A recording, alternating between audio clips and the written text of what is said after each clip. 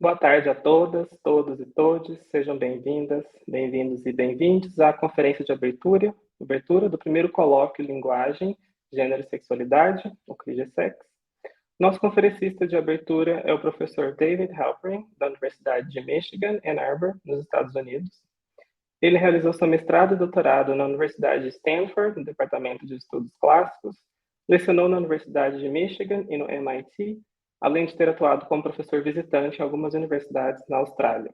Suas obras mais conhecidas são How to Be Gay, How to Do the History of Homosexuality e Saint Foucault Towards a Gay Hagiography.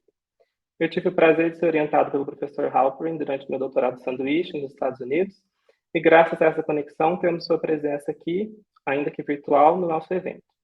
Estamos muito felizes de recebê-lo como conferencista de abertura do nosso primeiro colóquio Linguagem, Gênero e Sexualidade. Os slides que vocês verão durante a apresentação correspondem aos pontos-chave da fala do professor. Como ele não fala português, preferimos que as perguntas sejam feitas no final, pois algumas delas talvez tenham que ser traduzidas para o idioma dele. Finalmente, passo a palavra, então, para o professor David Halperin. You can start. Okay, thank you very much. Hello, everybody. Thank you for inviting me.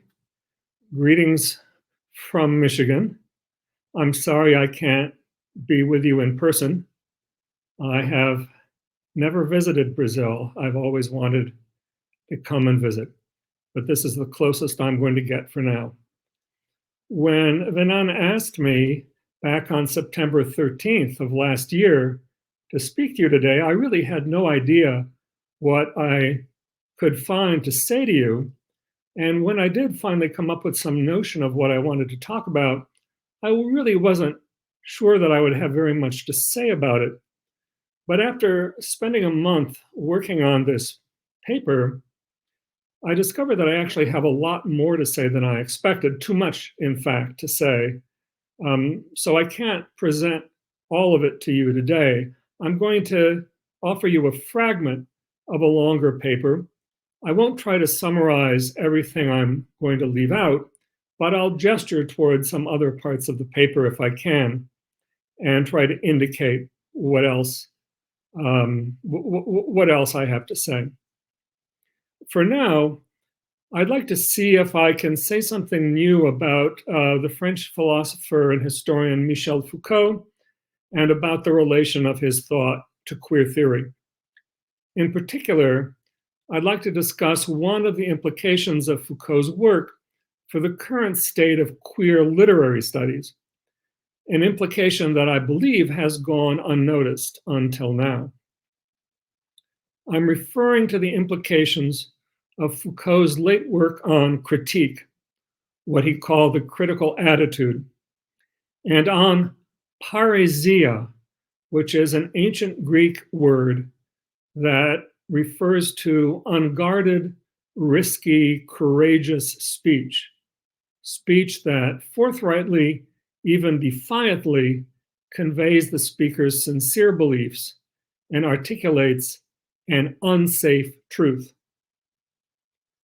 Both critique and parrhēsia, as Foucault conceived of them, are oppositional procedures employed by those who seek to contest the power of authority and who do so specifically by playing games of truth. As such, both critique and parrhēsia have a certain affinity with insurgent intellectual or academic movements, such as queer theory and queer literary studies, that aspire to function as vehicles of cultural resistance. So there's a connection, I think, between the agenda of critique and parrhesia and the purposes of queer theory and queer literary studies. Now, Foucault elaborated his thinking about critique, or the critical attitude, and about parrhesia, not in the form of books or articles, but in the form of various oral presentations.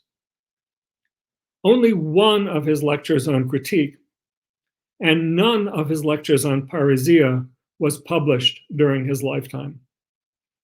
That means I will be discussing important features of Foucault's late thought, which have been made available to us only through the posthumous transcribing, editing, and printing of his lectures and seminars. It's the public dissemination of this material that finally puts us in possession of central aspects of Foucault's late thought that would have remained completely unknown to most of us without this mass of posthumous publications. Their appearance during the past 2.5 decades has significantly altered our picture of Foucault and has enabled us to make new connections among different elements of his thought. We're able, as a result, to find fresh uses for his work, or at least that's what I hope to demonstrate to you today.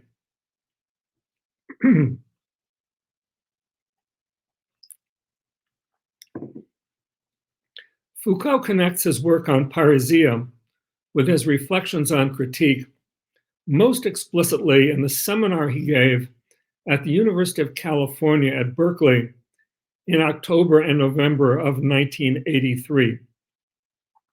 That seminar appeared in an unauthorized English version in 2001. A French translation of the English original, because when Foucault was at Berkeley, he spoke in English. So a French translation of the transcript of that seminar came out in 2016, but the original English language version was not published in the scholarly edition until 2019. And it's in that seminar that Foucault outlines the correspondences between critique and parrhesia, the correspondences that he discerned. And it's in that seminar that he emphasizes in particular the critical function of parrhesia.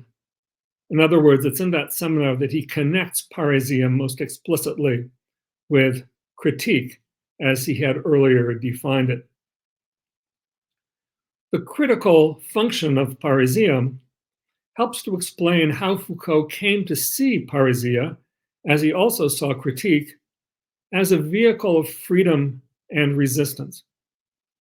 Unlike confession in Foucault's thought, which consists in one person telling the truth about themselves to another person who is endowed with the authority to judge them, parrhesia approximates more closely to profession. In other words, I'd say that parrhesia is not so much confession as it is profession. At least as the Greeks of the 5th and 4th centuries BC originally understood parrhesia, the word refers to the act of speaking one's entire mind in a particular situation, saying to someone what one really believes to be true without holding anything back, without regard for the possible risks or consequences of one's utterance, and without requiring one's addressee to validate the truth one proclaims. In the political culture of classical Athens, parrhesia was a democratic value of the first order.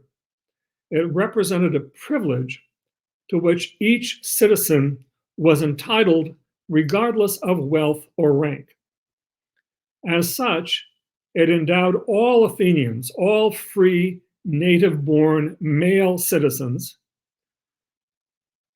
those were the ones who counted as citizens free, native-born men, and endowed all such men with the freedom to say what they pleased. And to that extent, Parrhēsia functioned as the guarantor of an egalitarian society. It was such a favorite democratic value in ancient Athens that the Athenian Popular Assembly even voted to name one of their ships, a ship of the state of Athens. They voted to name it the Parrhēsia. Like confession, Parrhēsia involves declaring one's true convictions to someone else. But instead of answering to authority as confession does, Parrhēsia is a self-affirming act of speech that often ignores or defies authority. Foucault's account of Parrhēsia implies that speaking one's mind and saying what one truly believes can function not only as a means of subjection, as in the case of confession, but also, depending on the social context, as a means of desubjection, as a practice of freedom and a non-disciplinary technique of self-fashioning. Foucault earlier defined the purpose of critique similarly as desubjection, despite the fact that critique is necessarily complicit with the powers it resists. So both Parrhēsia and critique, according to Foucault, are modes of contestation. They are methods of challenging the legitimacy of both accepted truths and conventional exercises of power. Now, that Foucault should have come to see Greek Parrhēsia as an important early event in the genealogy of the critical attitude may startle anyone who has been paying attention to recent fashions in queer theory, to the debates over reading methods and literary studies, and to the emergence of what has been called post-critique. Post-critique. That's because contributors to the reading debates and practitioners of post-critique view critique as a narrow, judgmental, querulous, self-aggrandizing, self-important, punitive analytic practice which aims to expose, condemn, and devalue its object. Such a hostile and reductive understanding of critique removes it very far from the practice of free expression and the ethic of frank and open speech that's implicit in the ancient Greek notion of Parrhēsia. It also makes critique very different from the kind of intellectual and political risk-taking that Parrhēsia offers, very different from Parrhēsia's valorization of the courage that may be necessary to assert a contested truth. In other words, the picture of critique that emerges from the work of post-critical literary theorists displays an extreme, unwarranted, idiosyncratic guardedness, an instinct for self-protection, a generalized attitude of suspicion to the world in general, and to literary texts in particular. That's how post-critical theorists describe critique. And some of those theorists have come to brand that critical attitude pejoratively as paranoia. They call it paranoia. Furthermore, they've added Foucault to the trinity of leading modern thinkers, Marx, Nietzsche, and Freud, whom Paul Ricoeur grouped together in 1965 and satirically designated as masters of suspicion. Now, to the extent that practitioners of queer theory and queer literary studies continue to look to Foucault for a model of what a queer intellectual activist should be, to the extent that we continue to treat him as an author function attached to some of our favorite practices of cultural resistance, to the extent that we continue to find inspiration or insight in Foucault's work, we might think twice before demeaning or abandoning critique. I would like to argue that critique is more necessary nowadays than ever. At least, I think it will be useful to bring Foucault's late thinking to bear on the recent dismissive caricature of critique as paranoia. For that reason, I believe that Foucault's late work on critique and Parrhēsia has the potential to unsettle and to challenge some of the most common and persistent post-critical assumptions in contemporary queer theory and queer literary studies. After all, nothing could be less like paranoia than Parrhēsia, which does not anticipate that anything bad will happen to you as a consequence of saying what you really think to be true. Or at least, Parrhēsia acts as if such an awful possibility should not hold you back from speaking your mind and expressing yourself.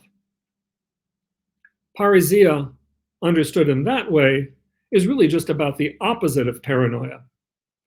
If Foucault's conception of critique had really been so paranoid, as post-critical theorists assume, he hardly would have championed Parrhēsia as an early exemplar and expression of the critical attitude.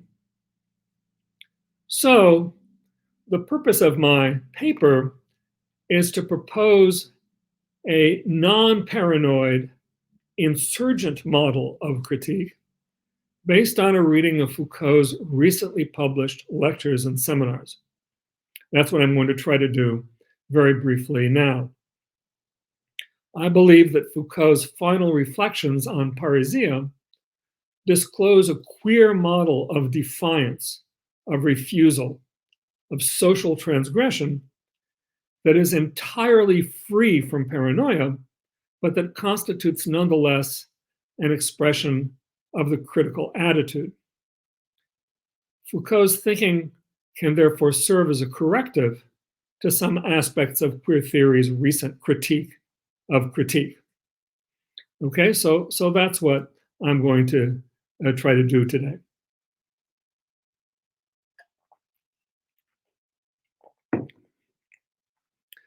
In order to establish how Foucault understood critique, I'm going to begin by examining his 1978 lecture, Qu'est-ce que la critique? What is critique?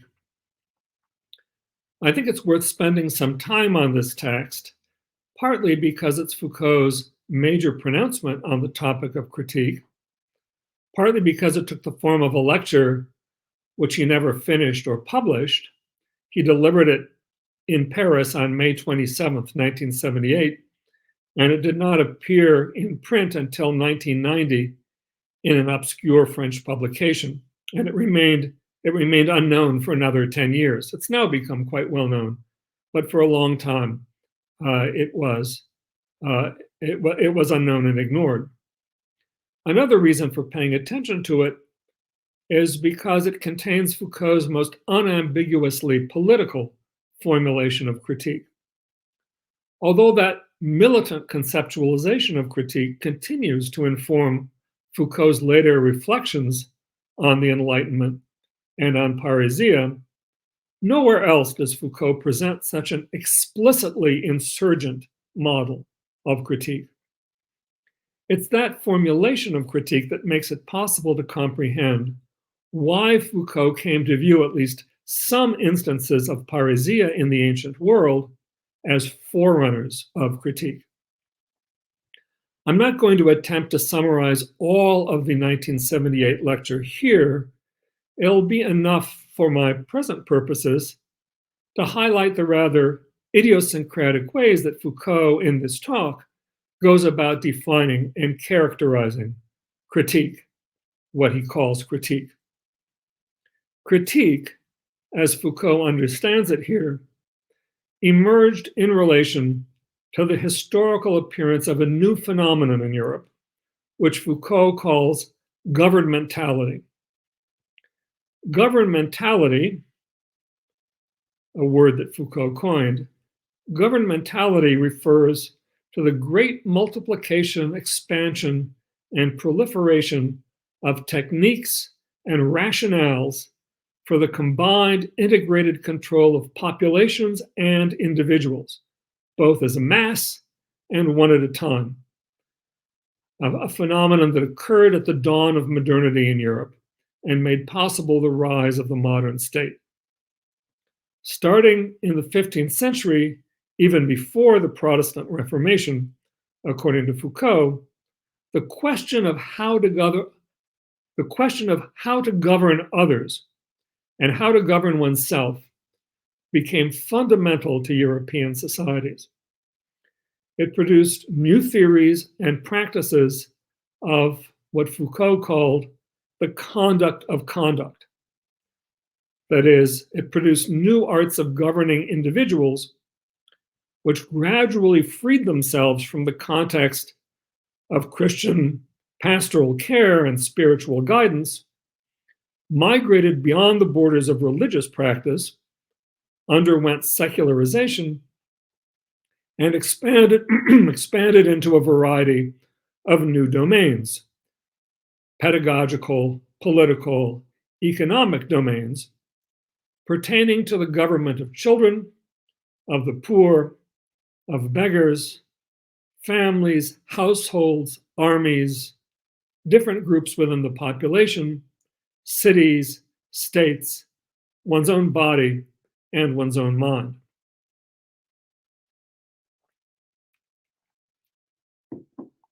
All these new arts of governing were not just techniques of control, but also instruments of rationality. They were methods for producing the kinds of knowledge about individuals as well as populations that could assist rulers in governing them. Knowledge about health, demographics, fertility, crime, suicide, things like that. Critique in its most general form is to be understood, according to Foucault, as resistance to this long and cumulative process of governmentalization, a process that involved not just the growth of formal institutions, but also increasingly sophisticated apparatuses of power and knowledge. So critique, since it arose under those conditions, had to involve opposition both to power and opposition to knowledge. Just as the art of governing is at once a technique of social control and a form of rationality, that is, a method of producing knowledge about subjects and about the means of ruling them, so critique combines a resistance to rule and a disqualification of knowledge. In the historical context of governmentalization, in which critique arose, those two oppositional impulses to power and to knowledge could not be dissociated. And their combination is what determines the particular character and features of critique as Foucault understood it. If the process of governmentalization foregrounded the question of how to govern others and oneself, the resistance to it that goes by the name of critique features another question, according to Foucault, not the question of how to govern, but the question of the question of how not to be governed.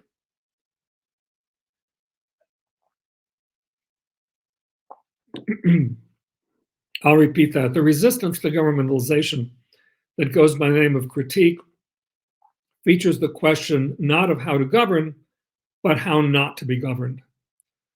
Now, Foucault does not claim that the forces of governmentalization somehow encountered their historical opposite in the form of a principled refusal to be governed or a popular rebellion against being governed at all.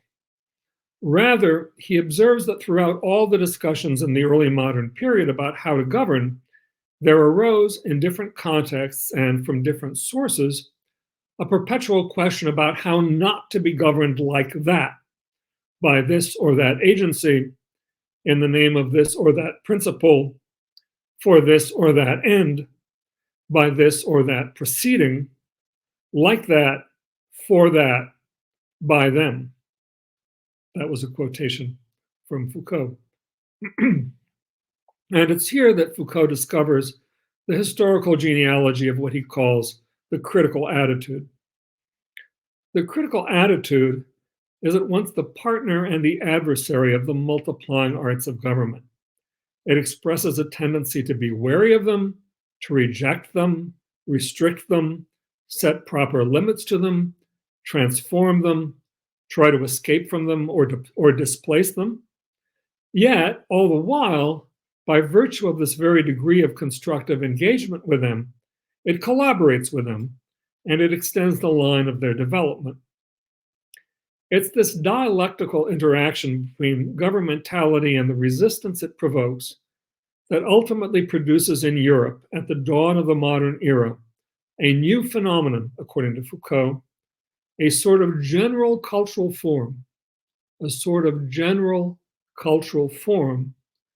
both a moral and political attitude and a manner of thinking, etc., he says, which I would simply call the art of not being governed, or rather the art of not being governed like that, and at that cost.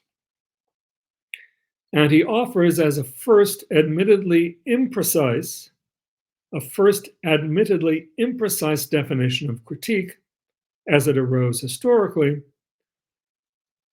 the following general characterization, as he calls it, quote, the art of not being governed quite so much, unquote.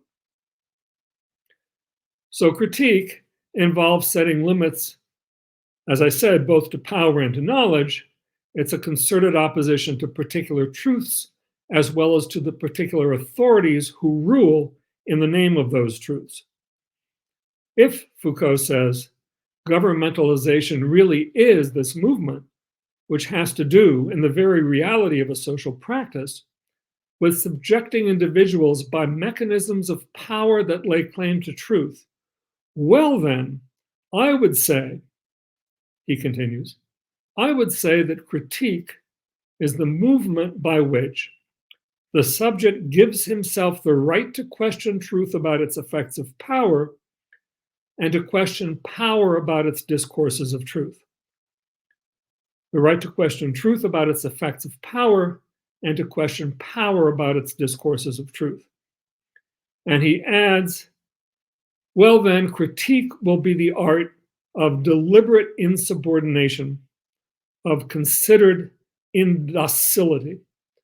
The French text, which is hard to translate, he says it's l'art de l'inservitude volontaire, celui de l'indocilité réfléchie, the art of willful inservitude, of considered indocility. He then concludes, quote, the purpose of critique would basically be desubjection, désassujettissement, desubjection in a game of what one might call, in a word, the politics of truth. Now, Foucault himself channels the indocility of critique when, in the course of championing its cause, he goes out of his way to defy the conventional wisdom that exhorts us not to criticize unless we have something positive to say, unless we're willing to propose something positive to take the place of whatever we are criticizing. Foucault refuses to blunt the militant thrust of critique by subordinating critique to the demand to be constructive. His most uncompromising statement of that outlook can be found in the remarks he made at a roundtable discussion with a group of historians that took place on May 20th, 1978. That is exactly 1 week before he delivered the lecture, What is Critique? And I'm now going to quote from what he says at that roundtable.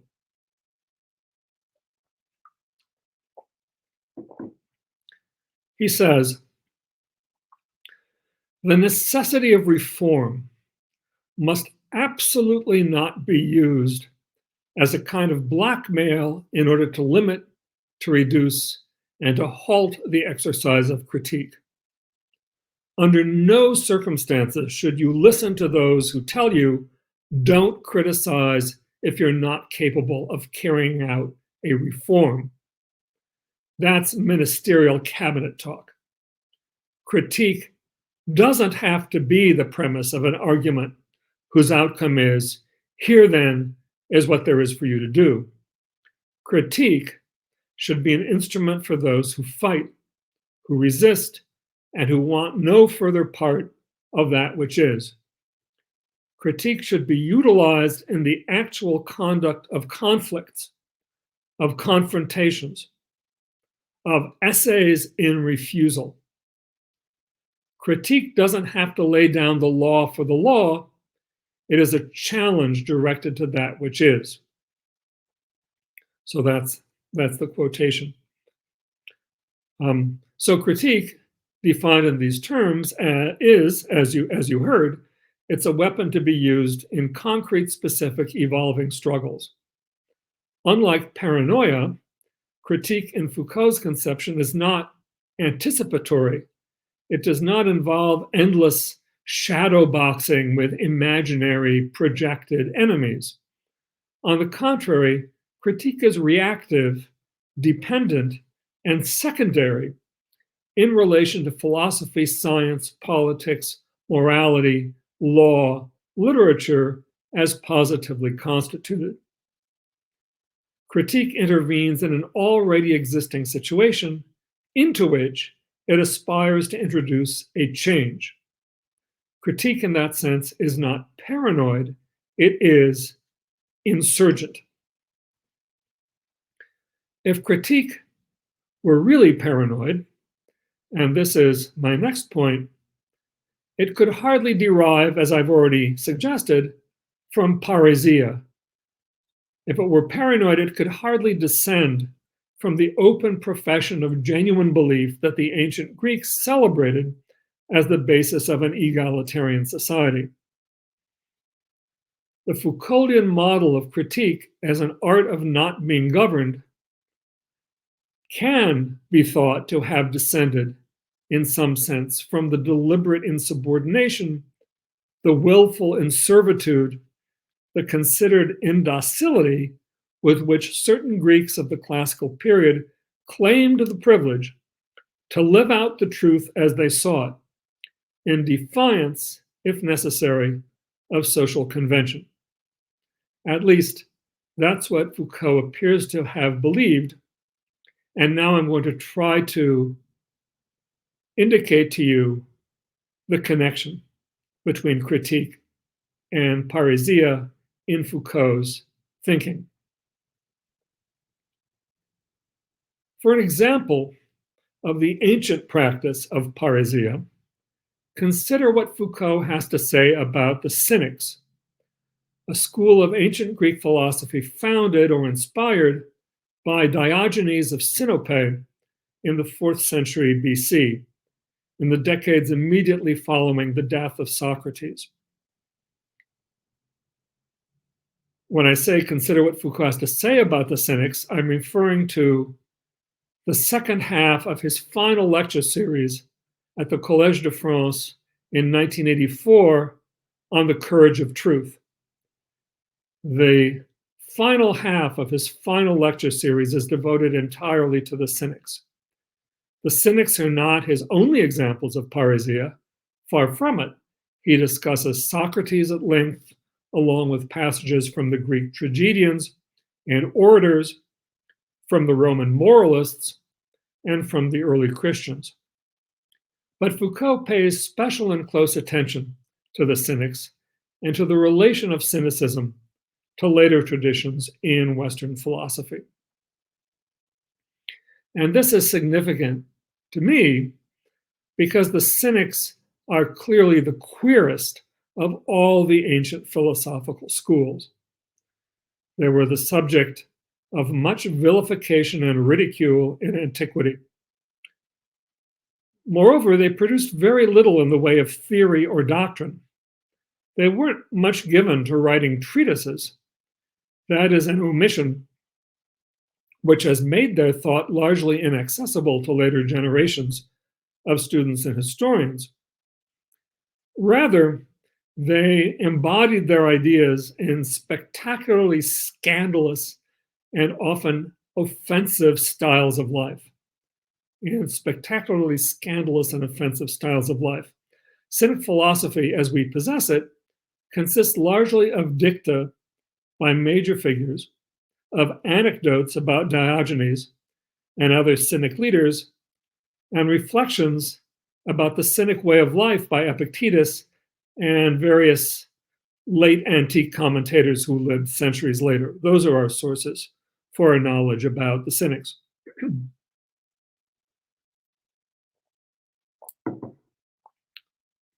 In any case, the correspondences between critique, as Foucault characterizes it in his various oral presentations in the spring of 1978, and the ancient Greek notion of parrhēsia, as that practice can be reconstructed from what Foucault says about the Cynics in his 1984 lectures on the courage of truth, the correspondences between those two are very clear.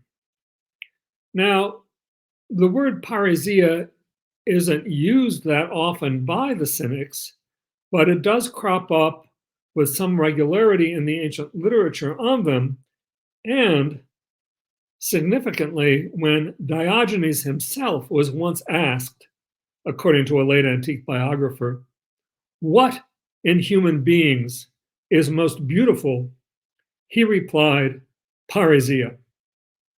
So parrhēsia was important to him. But Foucault further justifies his decision to treat the Cynics as exemplars of parrhēsia by noting that, quote, the Cynic is constantly characterized as the man of parrhēsia, unquote, in the writings of much later ancient philosophers, biographers, and satirists. Foucault expands on the connection between cynicism and parrhēsia as follows, and now I'm going to be quoting him again.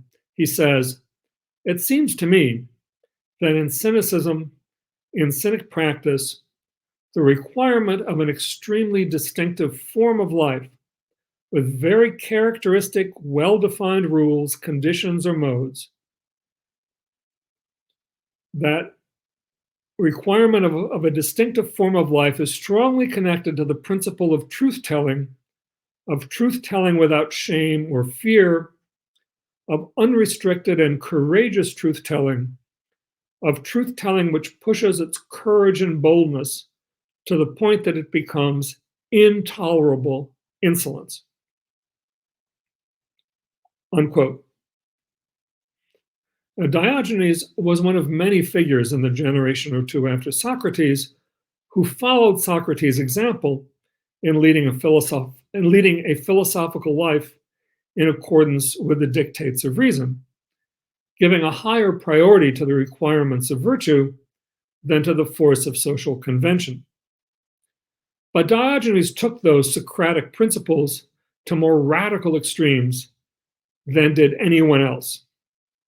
Plato, a contemporary of Diogenes, is supposed to have said that Diogenes was Socrates gone mad, Socrates mainominos. For the Cynics, in fact, the philosophical life was an exercise in non-stop outrageousness.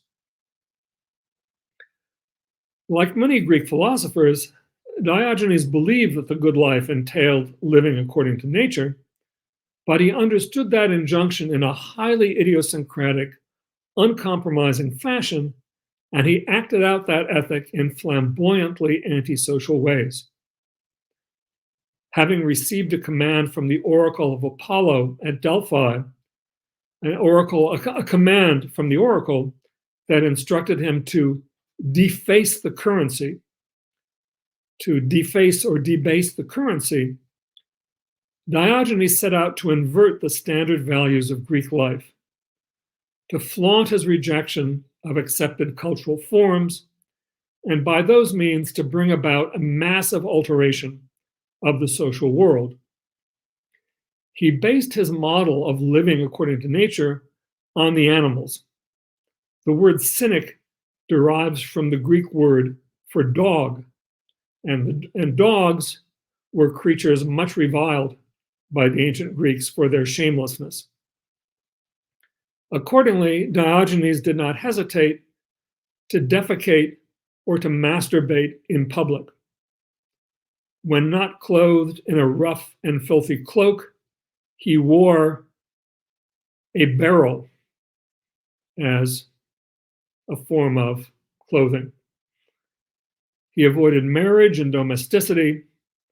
He preferred to live destitute in the streets, begging for food. Even though his only dish was a small bowl from which he drank water, according to one ancient anecdote, he was abashed when he saw a small boy at a fountain who drank from his hands, cupped like a bowl. So Diogenes then threw away his bowl, saying that it was pointless wealth. He persuaded his disciple Crates, who came from a rich family, to throw his money into the sea.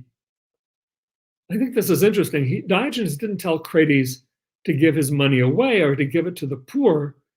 He told him just to get rid of it, to throw it away, to get rid of it as if it were filth.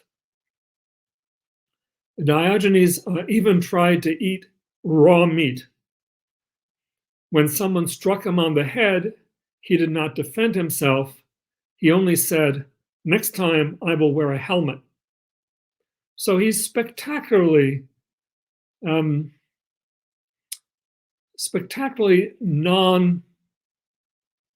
his behavior is spectacularly non-normative in all sorts of ways. Despite his refusal to fight, Diogenes was considered by his followers to have led a life of heroic struggle. He even claimed to be a better king than Alexander the Great, who was said to have visited him and to have marveled at him. Diogenes maintained that his own freedom and autonomy, unlike Alexander's, did not depend on the cooperation or the assistance of anyone else, and that meant that his sovereignty was far greater than Alexander's.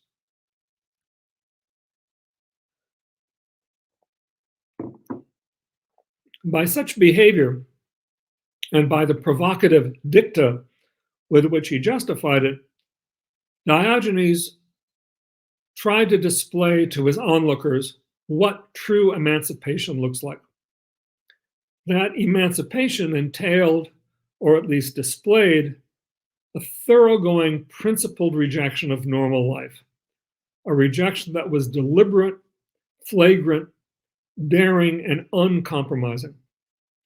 It involved a shameless, scandalous, perilous practice of undefended self-exposure to social hostility and condemnation. You can see why I think of the Cynics as being so queer. That conduct required exceptional courage and intrepidity. It could be considered a triumph of queer defiance of the straight world. And by straight here, obviously, I don't mean heterosexual, I mean the accepted social world, the world as we ordinarily know it. So I think of Diogenes as a model of queer defiance. Now, Foucault doesn't exactly recommend to us that we should all live like the Cynics, but he's clearly attracted to the model they offer of radical, militant, intransigent, and courageous social defiance in the service of truth. It's as if he found in the Cynics his star example of critique in action, a spectacular practice of critique as considered indocility and willful inservitude, the terms in which he had earlier defined it. Although he does not speak of cynicism in quite those terms, one can discern in his final lectures some indication that he considers a cynic parrhēsia to be related to critique. And I'm going to have to skip the details of how he does that, because that's a much longer analysis. In any case, cynicism, like critique, offers a model of transgression that does not turn transgression into a new discipline, into, say, a job description for an academic position in queer theory or queer literary studies. It's not, cynicism, like critique, is not easily co-opted. For the cynics, truth-telling is linked to a particular form of life, and that is a life of truth. And that true life is also a radically different life. As Foucault says about the cynics, channeling the cynics, he says, la vraie vie et la vie autre. True life is a different life. So this is queerness, not as accommodation to the world as it is, but as a life that is other, that is different, in fact, from any known or existing form of life. Now, in the light of this account of the cynics and the courage of truth, it's curious that Foucault does not, in that lecture series, connect parrhēsia explicitly with critique and with his earlier thinking about critique. He's actually pretty silent in those lectures about the possible relation of parrhēsia to the early modern critical attitude. But he does make that connection explicit elsewhere. So, in conclusion, I want to turn very briefly to his seminar on parrhēsia at the University of California at Berkeley in October and November of 1983. And this is that seminar I mentioned to you, which was finally edited properly and published only in 2019. And I'm going to move fairly quickly here because I want to wrap this up. I'll point out that Foucault defines parrhēsia, among other things, as criticism. He says, parrhēsia has always the function of criticism. I'm quoting from him. Criticism of oneself, the speaker himself, or criticism of the interlocutor. In parrhēsia, the danger comes always from the fact that the truth you say is able to hurt or anger the interlocutor. And Foucault expands on this as follows. He says, it's this position of criticism which is the specific characteristic of parrhēsia. Parrhēsia is a criticism, a self-criticism, or a criticism oriented toward others, but it's always in situations where the speaker is in a position of inferiority to the interlocutor. Parrhēsia comes from below and is oriented toward those above. The parrhesiast is less powerful than his interlocutor. He is weaker than the one to whom he speaks and to whom he addresses his critiques. That is the reason why the Greeks would not say that a teacher or that a father, when he criticizes a child, uses parrhēsia. In these situations, there is no parrhēsia. But when a philosopher criticizes the prince, when a citizen criticizes the majority, when the pupil criticizes the teacher, then he uses parrhēsia. So you see, parrhēsia implies sincerity, a relation to truth, a coincidence between belief and truth. It's a risky practice, and it implies criticism, a game of critique in those situations where the speaker is in a position of inferiority towards the other. Now, obviously, the critical function displayed by parrhēsia as it operated in the societies of the ancient Mediterranean world is not exactly the same critical function as that performed by critique at the dawn of governmentality in early modern Europe. But the two do correspond insofar as they both involve an attempt to engage their interlocutors in a game of truth that has the effect of altering power relations in a concrete situation. For that reason, it's not surprising to discover in Foucault's thinking the existence of a direct genealogical relation between parrhesia and critique. And I'm going to quote now another long section from the Berkeley seminar to show that relation. Foucault says, in analyzing this notion of parrhesia, I would like also to outline the genealogy of what we could call the critical attitude in our society. Most of the time, the historians of ideas are interested in the problem of ideologies. I think there is another problem about the relationships between truth and society. This is not the problem of society's relation to truth through ideologies. It's the problem of what we could call the truth teller. Who in a society is qualified? Who is considered as able to tell the truth? Who is the one whose words are supposed to be the words of truth and accepted as such? Foucault goes on to mention three well-known figures: the prophet, the sage, the teacher, as exemplars of the truth teller. The prophet, the sage, the teacher. And now he adds to them a fourth figure, the figure of the parrhesiast. Parrhesia, it turns out, according to Foucault, did not vanish with the ancient world.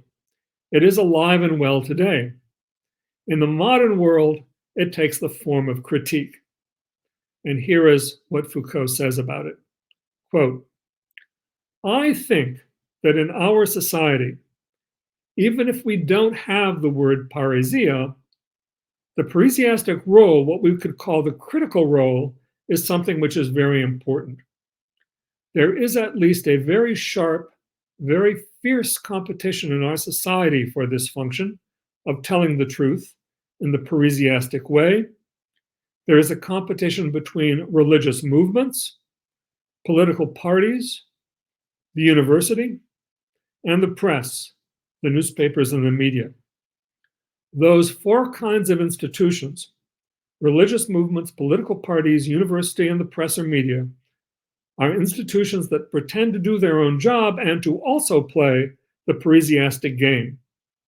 The contest between those four institutions is fierce and sharp. As you see, Foucault continues, the reason why I am interested in parrhesia is this one. I would like, in studying this parrhesiastic role, both to study the way the culture of the self has been developed in ancient societies through this specific truth game, which is the parrhesiastic truth game, and second, I would like to analyze through this history of parrhesia in ancient culture, the beginning, the genealogy of what in our society we call the critical attitude. Since I think that in our society, the critical role, the critical attitude, either from the philosophical point of view or the political one or the religious one, I think in our society, this critical attitude derives from the parrhesiastic role that Greek philosophy discovered and invented. At the point of juncture for the genealogy of subjectivity and the genealogy of the critical attitude, the analysis of parrhesia is a part of what I could call the historical ontology of ourselves. The historical ontology of ourselves, since we are, as human beings, beings who are able to tell the truth and to transform ourselves, our habits, our ethos, our society, to transform ourselves by telling the truth. So that's the general framework of this seminar about parrhesia. End of that quotation. So here we find Foucault explicitly connecting critique and with parrhesia. I'm going to skip a section in which he repeats this. Basically, he says that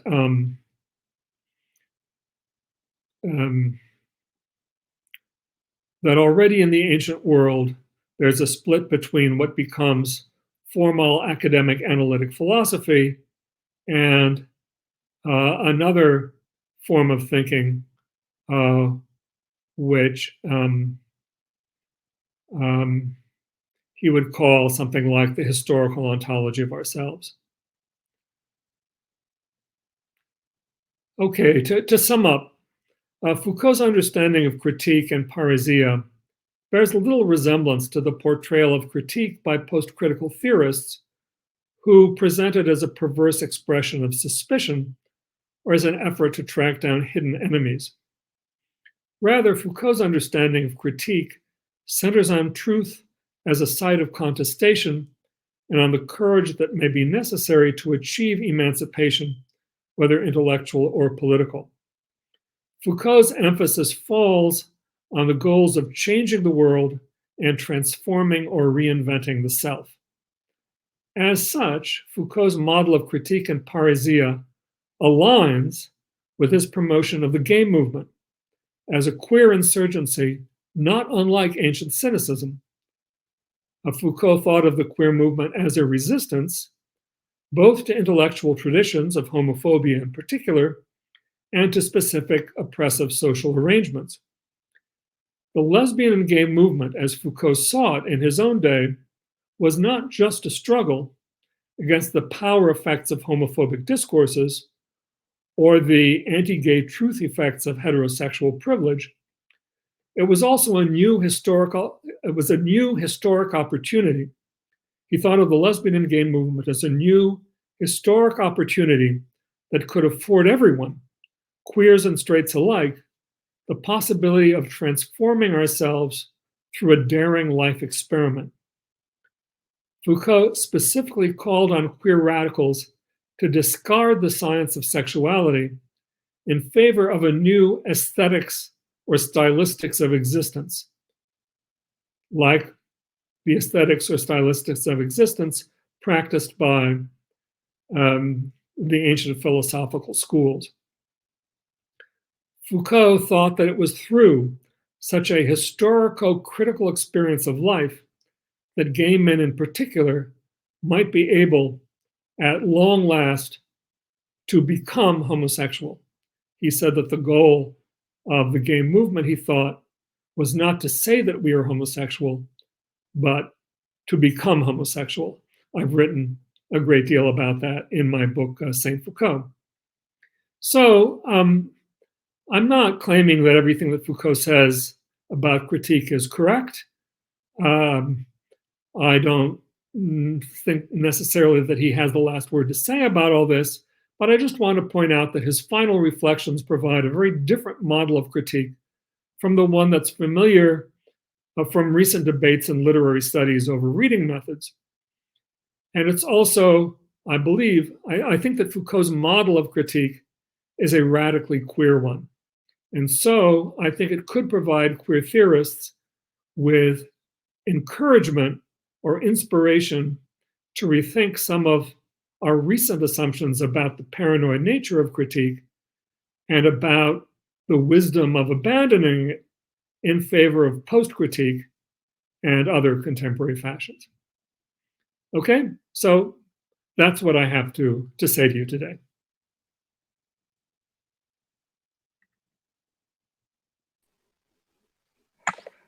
All right. Thank you very much for the lecture. We truly appreciate. Right. Yeah, completely. We appreciate your time you spent writing the text and now with your speech. Now it's time for the attendees to ask some questions, and I will translate them for you if necessary. Great. Ok. Agradecemos ao professor pelas palavras e abrimos espaço para perguntas. Caso não possam fazer as perguntas em inglês, iremos traduzi-las para vocês.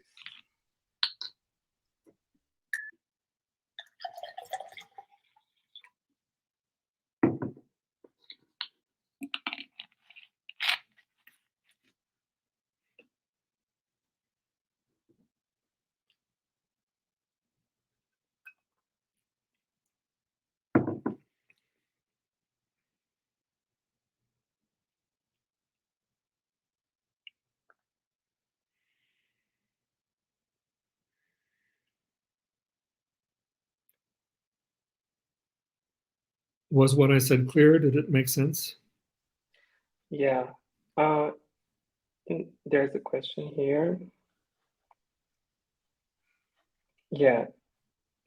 Danielle is asking about if you could talk a little bit about the critical attitude or the critique idea in the United States with public policies. I don't see much of a relation to public policy. What I was talking about was mostly a controversy that goes on within academia, and which I think of as unfortunate. But that's partly because I see it as a retreat, both from a model of critique that is militant and politically engaged, as well as a retreat from an ethic of suspicion that I think is now more necessary than ever. So, in a sense, what I'm trying to do in this talk is to point out the degree to which Foucault had an understanding of both truth-telling and critique, an understanding of it as a model for a way of life, not just an academic practice, but a way of living in the world as a mode of political contestation. And I also want to lobby for an undomesticated model of queerness as something completely uncompromising, completely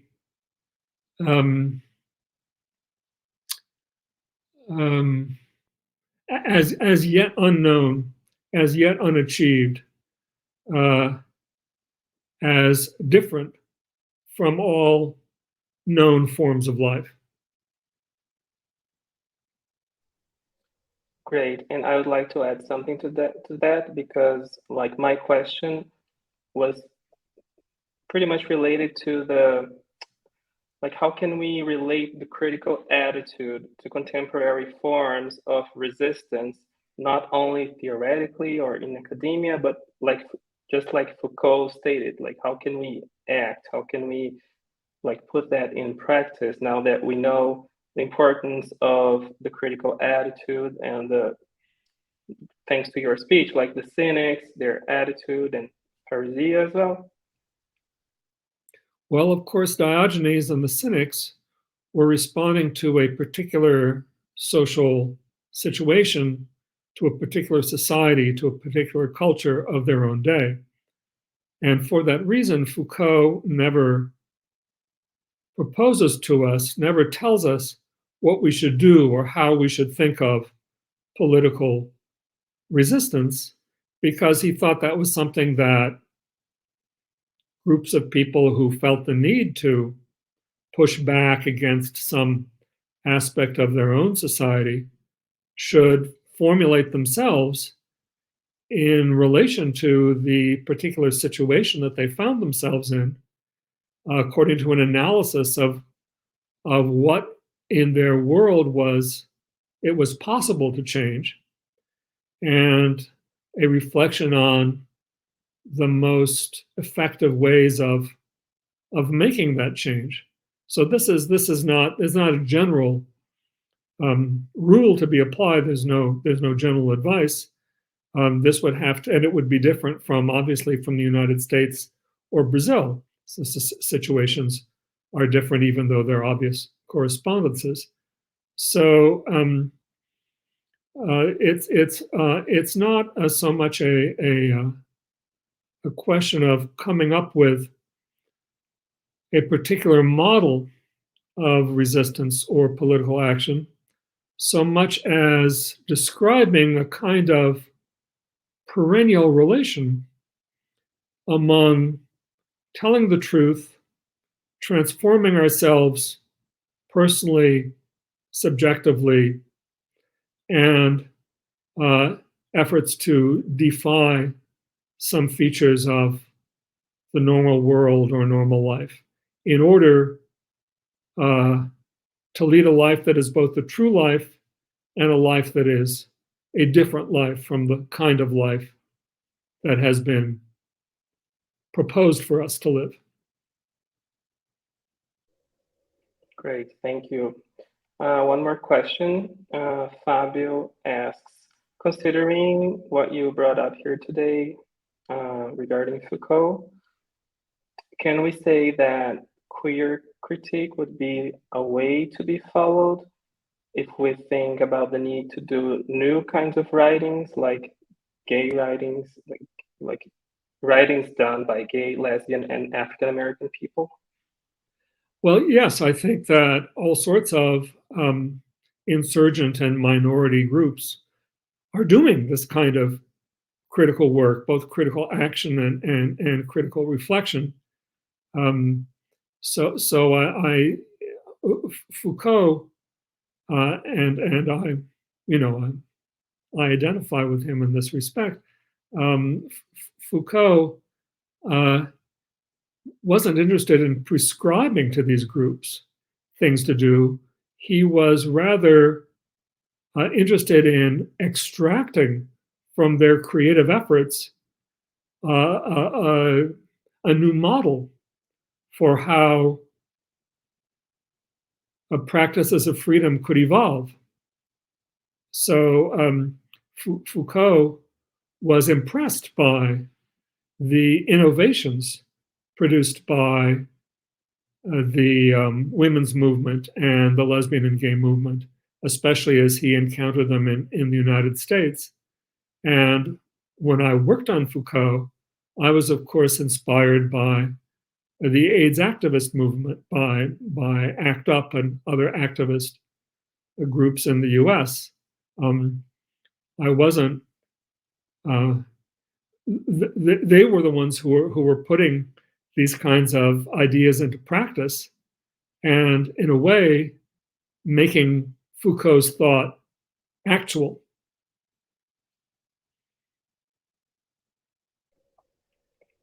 Great, thank you for your words. I don't think there are further questions here. Well, I'm afraid what I said was fairly technical and limited to a few texts of Foucault's. So no, I don't think so. It's very inspiring. Like it's a lot, and we have to read and much more. We'll probably watch your lecture again because it's being live streamed, and we can watch it again. But yeah, thank you again for your words and for your time. I think, Danielle, can I end this section right now? Let me just get an answer for him.